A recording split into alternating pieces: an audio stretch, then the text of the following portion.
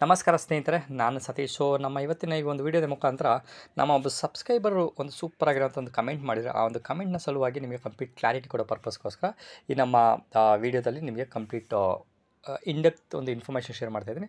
ದಯವಿಟ್ಟು ಪಿನ್ ಒಂದು ಇನ್ಫಾರ್ಮೇಷನ್ ತಿಳ್ಕೊಳ್ಳಿ ಅನ್ನೋ ಪರ್ಪಸ್ಗೋಸ್ಕರ ಇಂಟೆನ್ಷನ್ ಒಂದು ವೀಡಿಯೋ ಮಾಡ್ತಾರೆ. ಓಕೆ, ಕೇಶವ ಮೂರ್ತಿಯವರು ಒಂದು ಕಮೆಂಟ್ ಮಾಡಿದರು, ಸರ್ 65,000 ಕ್ಯಾಪಿಟಲ್ ಮೇಲೆ ನೀವು ಹತ್ತಿರ 22,500 ಒಂದು ಲಾಸ್ ಮಾಡ್ಕೊಂಡಿದ್ದೀರಾ, ಅದು ಎಕ್ಸ್ಕ್ಲೂಡಿಂಗ್ ಬ್ರೋಕರೇಜು.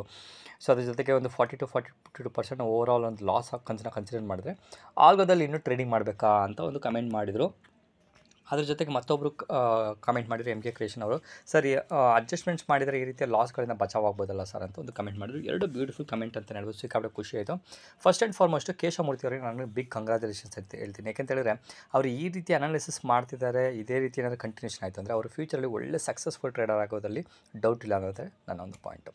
ಸೆಕೆಂಡ್ ಪಾಯಿಂಟ್ ಬಂದು ಇವರಿಗೆ ಥ್ಯಾಂಕ್ ಯು ಹೇಳ್ತೀನಿ. ಯಾಕೆಂದರೆ ಈ ರೀತಿ ಇನ್ಡೆಪ್ತ್ ಒಂದು ಕಮೆಂಟ್ ಹಾಕೋದ್ರಿಂದ ಬೇರೆಯವರು ಸಹ ನೋಡೋದ್ರಿಂದ ಬೇರೆಯವರು ಸಹ ಇನ್ಫಾರ್ಮೇಷನ್ ಸಿಗುತ್ತೆ. ಸುಮಾರು ಜನ ನನಗೆ ವಾಟ್ಸಪ್ ಮಾಡಿ ಮೆಸೇಜಸ್ ಮಾಡಿ ಕಮೆಂಟ್ ಮಾಡ್ತಾರೆ, ಅದು ಅವ್ರಿಗೆ ಇನ್ಫಾರ್ಮೇಷನ್ ಸಿಗ್ಬೋದು, ಬಟ್ ಪಬ್ಲಿಕ್ ಸಿಕ್ಕೋದಿಲ್ಲ. ಅದಕ್ಕೋಸ್ಕರ ಇವರಿಗೆ ಥ್ಯಾಂಕ್ ಯು ಸಹ ಹೇಳ್ತಾ ಈ ಒಂದು ಇನ್ಫಾರ್ಮೇಷನ್ ಬೇಸಿಸ್ ಮೇಲೆ ನಿಮಗೆ ಕಂಪ್ಲೀಟ್ ಕ್ಲಾರಿಟಿ ಕೊಡ್ತೀನಿ ನೆಕ್ಸ್ಟ್ ಒಂದು ಫ್ಯೂ ಸೆಕೆಂಡ್ಸ್. ಓಕೆ, ಸೊ ಅದ್ರ ಜೊತೆಗೆ MK ಕ್ರಿಯೇಷನ್ ಅವರು ಅಡ್ಜಸ್ಟ್ಮೆಂಟ್ಸ್ ಬಗ್ಗೆ ಹೇಳಿದ್ರು. ಆಲ್ರೆಡಿ ನಮ್ಮ ಅಡ್ಜಸ್ಟ್ಮೆಂಟ್ಸ್ ಹೆಂಗೆ ಮಾಡಬೇಕು ಏನು ಅಂತ ಕಂಪ್ಲೀಟ್ ಇನ್ಫಾರ್ಮೇಷನ್ ನಮ್ಮ ಒಂದು ಆಪ್ಷನ್ಸ್ ಗೀತಾ ಅನ್ನೋ ಒಂದು ಕೋರ್ಸ್ ಮುಖಾಂತರ ಕಂಪ್ಲೀಟ್ ಒಂದು ಸಿಂಪಲ್ ಆಗಿರೋಂಥ ಒಂದು ಟೆಕ್ನಿಕಲ್ ಹೇಳ್ಕೊಟ್ಟಿದ್ದೀನಿ. ಆ 1-2 ಟೆಕ್ನಿಕ್ ಕಲ್ತ್ಕೊಂಡು ಸಾಕು, ಎಲ್ಲ ರೀತಿಯ ಸ್ಟ್ರಾಟಜಿಗಳಿಗೂ ಒಂದೇ ಟೆಕ್ನಿಕ್ನ ಯೂಸ್ ಮಾಡಿದ್ರೆ ಅವರು ಅಡ್ಜಸ್ಟ್ಮೆಂಟ್ನ ಮಾಡಿಕೊಂಡು ಲಾಸ್ನ ಕಡಿಮೆ ಮಾಡಿಕೊಂಡು ಬರುವಂಥ ಒಂದು ಆಪ್ಷನ್ ಸ್ಟ್ರಾಟಜಿಗಳು ನಮ್ಮ ಒಂದು ಆಪ್ಷನ್ಸ್ ಗೀತಾ ಒಂದು ಕೋರ್ಸಲ್ಲಿ ಇದೆ.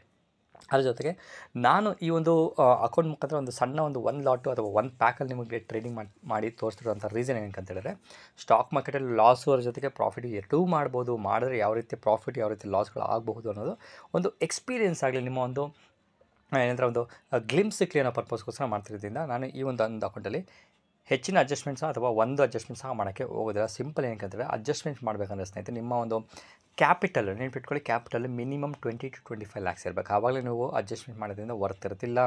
ಸಿಕ್ಕಾಪಟ್ಟೆ ಅಡ್ಜಸ್ಟ್ಮೆಂಟ್ ಮಾಡ್ತಾ ಹೋದ್ರೆ ಏನಾಗುತ್ತೆ ಅಂತ ಹೇಳಿದ್ರೆ, ಒಂದು ಲಾಟು ಒಂದು ಪ್ಯಾಕ್ ಒಂದು ಸ್ಟ್ರಾಟಜಿಗೆ ಮಾಡ್ತಾ ಹೋದ್ರೆ ಏನಾಗುತ್ತೆ ಅಂತ ಹೇಳಿದ್ರೆ, ನೀವು ಹೆಚ್ಚಿನ ತಲೆ ಕೆಡುತ್ತೆ, ಹೆಚ್ಚಿನ ತಲೆ ಕೆಟ್ಟಷ್ಟು ಲಾಸ್ ಆಗುತ್ತೆ. ಮತ್ತು ಅದಾದಮೇಲೆ ಮೈಂಡ್ ಒಂದು ಔಟ್ ಆಫ್ ಕಂಟ್ರೋಲ್ ಹೋಗೋದ್ರಿಂದ ಲಾಸ್ ಆಗೋದು ಚಾನ್ಸಸ್ ಹೆಚ್ಚಿಗೆ ಆದಮೇಲೆ ನೀವು ಮತ್ತೆ ಗ್ಯಾಮ್ಲಿಂಗ್ ಮೈಂಡ್ಸೆಟ್ಗೆ ಬರ್ತೀರಾ, ಲಾಸ್ನ ರಿಕವರ್ ಮಾಡಬೇಕು ಅನ್ನೋ ಒಂದು ಮೈಂಡ್ಸೆಟ್ಗೆ ಬರ್ತೀರಾ. ಇದು ಏನಕ್ಕೆ ಅಡ್ಜಸ್ಟ್ ಮಾಡಲ್ಲ ಅನ್ನೋಕ್ಕೆ ಪರ್ಪಸ್. ಓಕೆ, ಸೊ ನೆಕ್ಸ್ಟ್ ಕೇಶವಮೂರ್ತಿಗೆ ಇನ್ಡೆಪ್ತ್ ಒಂದು ಕಮೆಂಟ್ ಸಹ ಹಾಕಿದ್ದೀನಿ. ಆ ಒಂದು ಈ ವಿಡಿಯೋದ ಮುಖಾಂತರ ನಿಮಗೆ ಅದು ಸಹ ಕಂಪ್ಲೀಟ್ ಹೇಳ್ತೀನಿ. ಓಕೆ, ಸೊ ನಮ್ಮ ಒಂದು ಮೇ ಮಂತ್ನ ಒಂದು ಲಾಸ್ ನೋಡಿದ್ರೆ ಸ್ನೇಹಿತರೆ, ಅವ್ರು 22,000 ಅಂತ ಹಾಕಿದ್ರು. ನನಗೆ ಎಕ್ಸಾಕ್ಟ್ ನೆನಪಿಲ್ಲ ಯಾವ ರೀತಿ ಬಂತು ಹೆಂಗೆ ಅಂತ, ಬಟ್ ನನ್ನೊಂದು ಟ್ರ್ಯಾಕರಲ್ಲೇ ತೋರಿಸ್ತೀನಿ ನೋಡಿ. ಫುಲ್ ಸೆಲೆಕ್ಷನ್ ಮಾಡಿ ಇಲ್ಲೇ ನಾನು ಟೋಟಲ್ ಸಮ್ ಅಂತ ಹಾಕಿದ್ರೆ, ಶೋಮಿ ಸಮ್ ಅಂತ ಹೇಳಿದ್ರೆ ನಾವು ಮಾಡಿರೋಂಥ ಲೆಫ್ಟ್ ಸೈಡ್ ಟಾಪಲ್ಲಿ ನೋಡ್ಬೋದು. ಸೊ 20,191 ಲಾಸ್ ಇದೆ.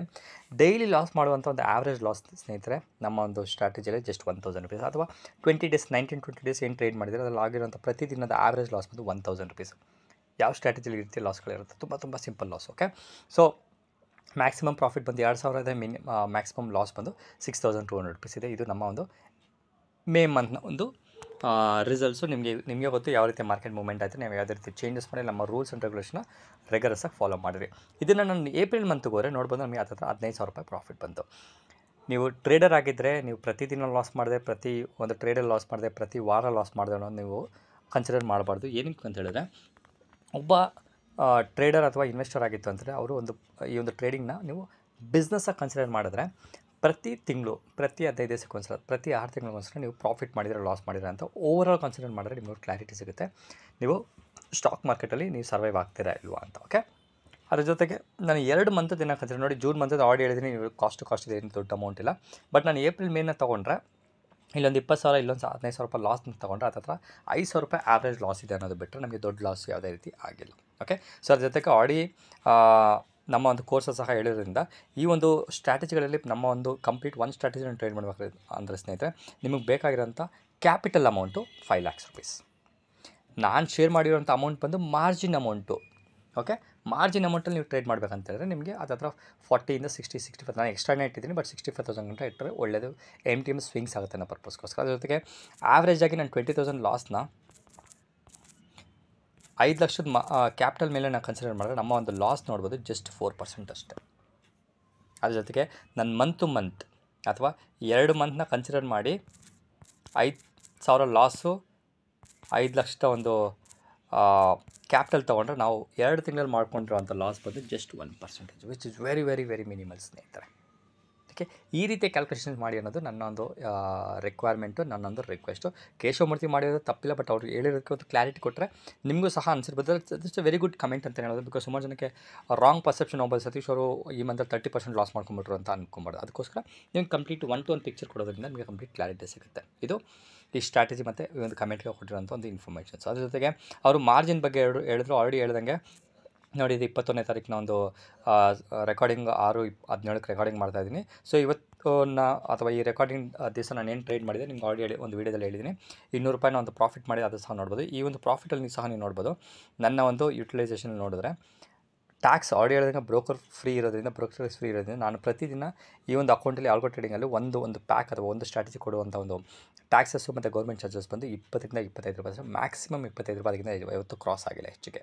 ಸೊ ನಾನು ಆ್ಯಾವ್ರೇಜ್ 20 ರೂಪಾಯಿ ತೊಗೊಂಡು ಸಹ ನೀವು ನೋಡ್ಬೋದು. 20 ರೂಪಾಯಿ ಇಂಟು 20 ದಿವಸ ತೊಗೊಂಡು 400 ರೂಪಾಯಿ 500 ರೂಪಾಯಿ ಅಷ್ಟೇ ನಮ್ಮ ಒಂದು ಟ್ಯಾಕ್ಸಸ್ಸು ಗೌರ್ಮೆಂಟ್ ಚಾರ್ಜಸ್ ಆಗ್ತಿರೋದ್ರಿಂದ ಯಾವುದೇ ರೀತಿ ದೊಡ್ಡ ಒಂದು ಇಂಪ್ಯಾಕ್ಟ್ ಇಲ್ಲ ಅಂತಲೇ ಹೇಳ್ಬೋದು.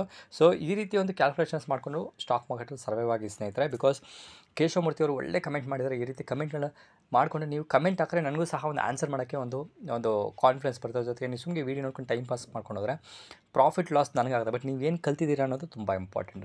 ಒಂದು ಲಾಸಿಂದ ನಾವು ಹೇಳೋ ಒಂದು ಪಾಯಿಂಟ್ಗಳಿಂದ ನೀವೇನಾದರೂ ಒಂದು ಪಾಯಿಂಟ್ ಕಲ್ತಿದ್ದೀರಾ ನನಗೆ ಸಿಗಾಬೇಕು, ಖುಷಿ ಆಗುತ್ತೆ ಅನ್ನೋ ಒಂದು ಇನ್ಫಾರ್ಮೇಷನ್ಸು ಈ ಒಂದು ವೀಡಿಯೋದ ಮುಖಾಂತರ ಹೇಳ್ತಾ ಇದ್ದೀನಿ. ನೋಡಿ, ನಾನು ಜೂನ್ ಮಂತ್ ಆಲ್ರೆಡಿ ಮುಗ್ದೋಗಿದೆ. 4 ದಿವಸ 5 ದಿವಸ ಇದೆ ಟ್ರೇಡಿಂಗ್ ಸೆಷನ್ನು. ಅಲ್ಲೂ ಸಹ ನನಗೆ ಹತ್ತಿರ ಒಂದು 4ರಿಂದ 5 ಸಾವಿರ ರೂಪಾಯಿ ಲಾಸ್ ಆದರೂ ಏನು ದೊಡ್ಡ ಅಮೌಂಟ್ ಇಲ್ಲ ಅಂತ ಹೇಳೋದು. ನೆಕ್ಸ್ಟ್ ಮುಂದಿನ ದಿವಸಗಳು ಯಾವ್ಯಾವ ರೀತಿಯ ಒಂದು ಬೇರೆ ರೀತಿಯ ಒಂದು ಮಾರ್ಕೆಟ್ ವಾಲಟಿಲಿಟಿಗೆ ತಕ್ಕಂತಹ ಒಂದು ಸ್ಟ್ರಾಟಜಿಗಳನ್ನ ಮಾಡಿಕೊಂಡು ಒಂದು ಮಾಡಿಫೈಡ್ ವರ್ಷನ್ನ ಮಾಡ್ಕೊತಾ ಹೋದರೆ 100% ಪ್ರಾಫಿಟ್ ಮಾಡ್ಬೋದು ಅಂತ ಹೇಳಿದ್ರೆ ಈ ಒಂದು ವೀಡಿಯೋದಲ್ಲಿ ಮುಗಿಸ್ತಾ ಇದ್ದೀನಿ. ಅದ್ರ ಜೊತೆಗೆ ಇನ್ನೂ ನಾನು ಆಲ್ಗೋದಲ್ಲಿ same strategy, same rules, same regulations ಇಟ್ಕೊಂಡು ನಿಮಗೆ ವೀಡಿಯೋಗಳನ್ನ ಹಾಕ್ತಾ ಹೋಗ್ತೀನಿ. ಯಾವುದೇ ರೀತಿ ಚೇಂಜಸ್ ಇಲ್ಲ ಅಂತ ಹೇಳ್ತಾ, ಆಲ್ಗೋ ಟ್ರೇಡಿಂಗಲ್ಲಿ ಇಂಟ್ರೆಸ್ಟ್ ಇರೋರು 9620275275ಗೆ ವಾಟ್ಸಪ್ ಮಾಡಿ ಕಂಪ್ಲೀಟ್ ಇನ್ಫಾರ್ಮೇಷನ್ ಸಿಗುತ್ತೆ ಅಂತ ಹೇಳ್ತಾ ಮತ್ತೊಂದು ವೀಡಿಯೋದಲ್ಲಿ ಮೀಟ್ ಮಾಡ್ತೀನಿ ಸ್ನೇಹಿತರೆ. ಆಲ್ರೆಡಿ ಹೇಳಿದಾಗ ಇದು 3ನೇ ಸಲ 4ನೇ ಸಲ ವೀಡಿಯೋ ರೆಕಾರ್ಡಿಂಗ್ ಮಾಡ್ತಿರೋದು.